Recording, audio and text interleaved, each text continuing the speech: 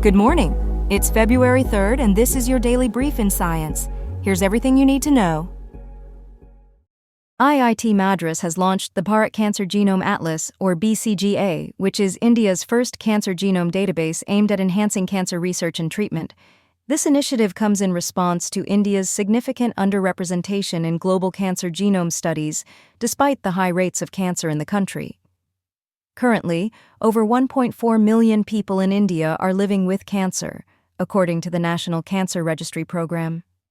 The BCGA intends to utilize genetic data to potentially prevent cancer by identifying mutations before clinical symptoms appear, with a particular focus on middle-aged women. This could lead to master health checkups that detect mutations early, allowing for preventive measures to be implemented before cancer develops. Furthermore, identifying these mutations could pave the way for the creation of cost-effective diagnostic kits, similar to the reduced costs seen with COVID-19 testing. The project aspires to facilitate mass-scale screening by lowering the costs associated with genetic diagnostics, making them more accessible to the general population. Professor V. Kamakodi emphasized the importance of open-access health data in improving treatment outcomes for cancer patients. He also pointed out the uniqueness of breast cancer mutations across different regions in India, highlighting the need for tailored treatments for various mutations.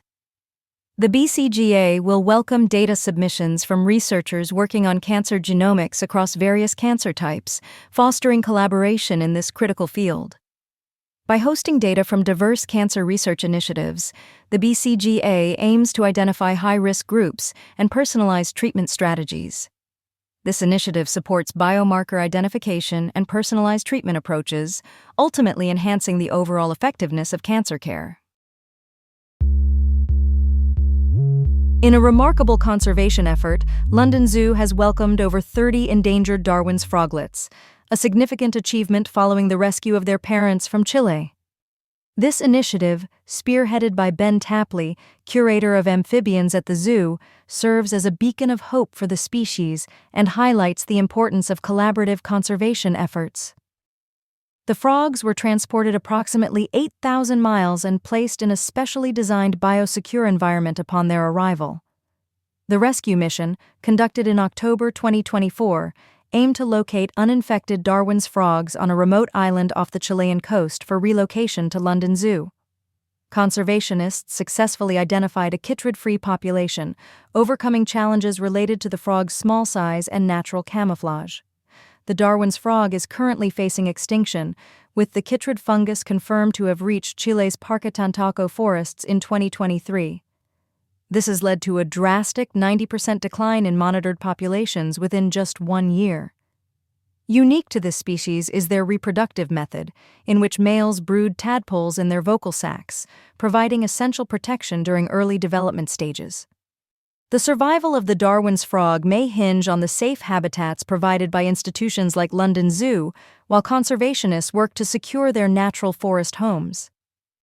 Researchers are focused on further breeding efforts and exploring treatments for chytrid fungus, aiming for a future reintroduction of the frogs to their natural habitat. A documentary titled A Leap of Hope, directed by Paul Glynn, will premiere on February 3, 2025, chronicling the rescue mission and raising awareness for conservation efforts. Andrés Valenzuela-Sanchez from ZSL emphasized the collaboration with Chilean partners to give these frogs a fighting chance against the chytrid fungus, which has devastated amphibian populations globally. Recent research is paving the way for a groundbreaking intersection of biology and technology, suggesting a future where DNA could revolutionize computing.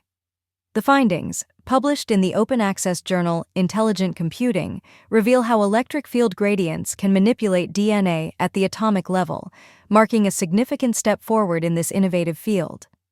The study identifies patterns of electric field gradient directions at nitrogen atom sites within DNA, which enables the encoding of genetic sequences for potential use in quantum computing.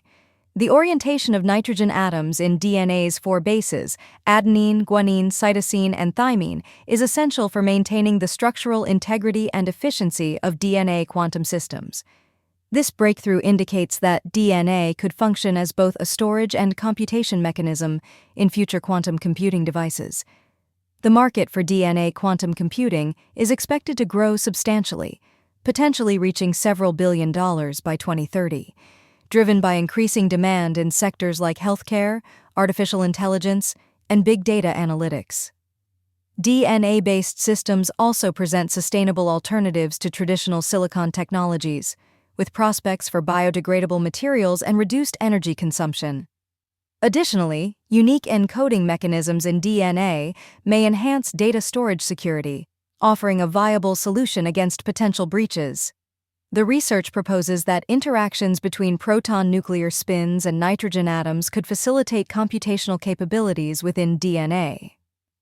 Variations in these interactions and alignments of nuclear spins between base pairs could lead to faster and more accurate computations. However, researchers acknowledge challenges in achieving precise control over quantum states and mitigating environmental noise that could disrupt these computations.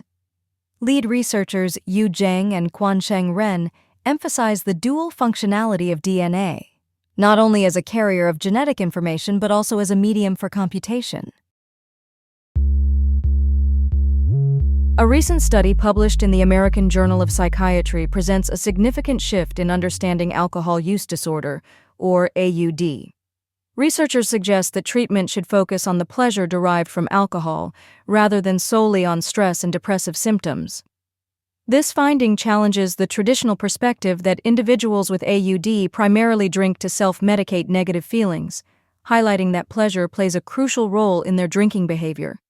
Conducted by the University of Chicago Medicine, the study found that individuals with AUD, including those with co-occurring depression, report high levels of pleasure when consuming alcohol, comparable to those without depression. Participants noted that while alcohol consumption slightly reduced negative feelings, it had a more pronounced positive effect, particularly among those with AUD. Dr. Andrea King, the study's lead author, pointed out that current treatment approaches often overlook the heightened pleasure and desire for alcohol shared by both depressed and non-depressed individuals with AUD. This new understanding of alcohol's reinforcing pleasurable effects could lead to revised treatment strategies, emphasizing these experiences instead of merely focusing on stress relief.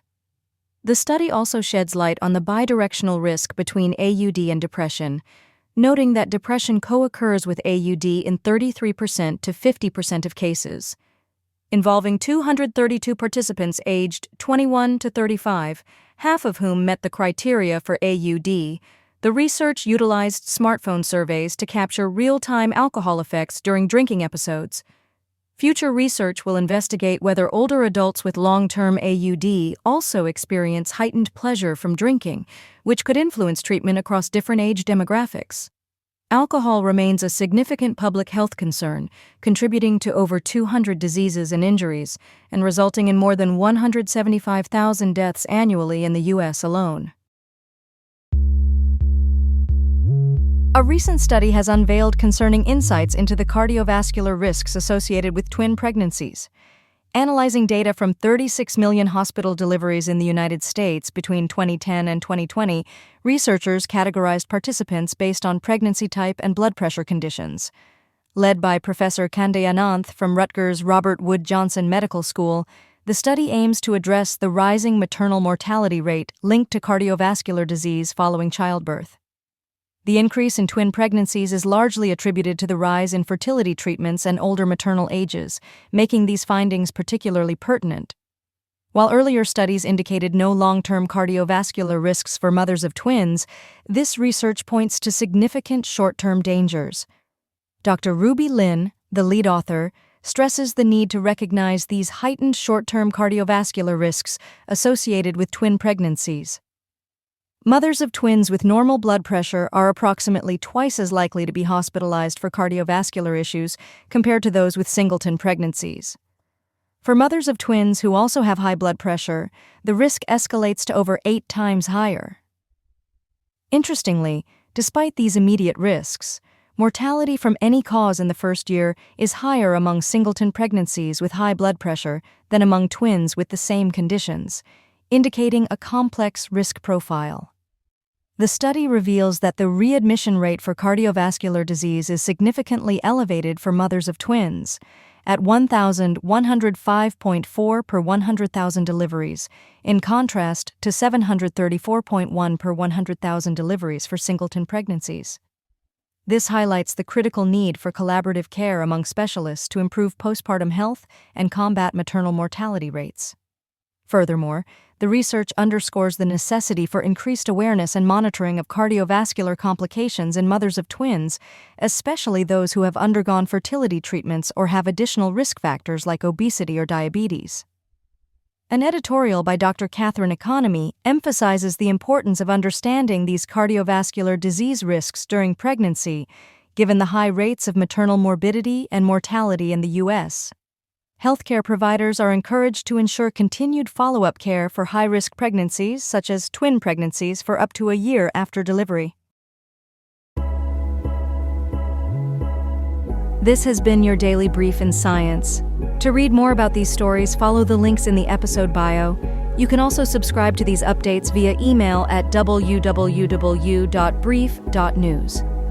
For more daily podcasts about the topics you love, visit brief.news/podcasts. Tune in tomorrow. We'll be back with everything you need to know.